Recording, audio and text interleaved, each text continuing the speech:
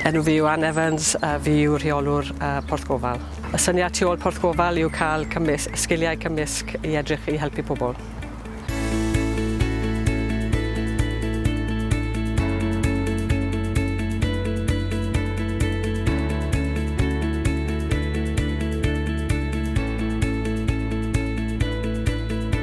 Mae MDT yn edrych ar sgiliau pobl sy'n edrych ar helpu pobl ynglyn â'r gwasanaethau oedolion, nyrsys, occupational therapists neu physios neu pobl sy'n gweithio yn gwasanaethau cymdeithasol.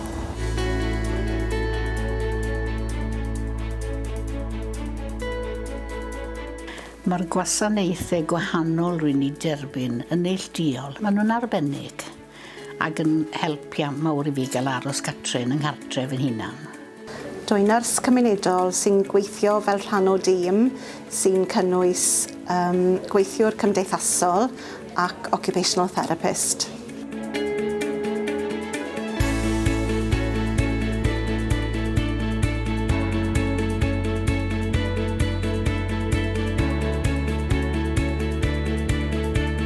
Wrth weithio gyda'n gilydd fel tri disgybliaeth, rydym yn gallu rhoi'r cleifion yn gyntaf.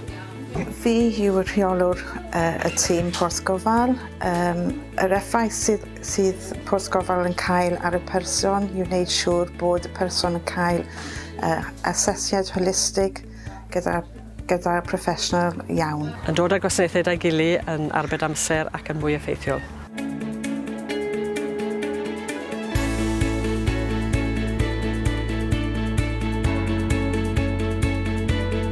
Fi yw'r rheolwr gwasanaeth offer cymunedol Ceredigion a dyma'r storfa bydd ni'n cadw offer ar gyfer hyfforddiant ac i rhoi allan yn tai pobl.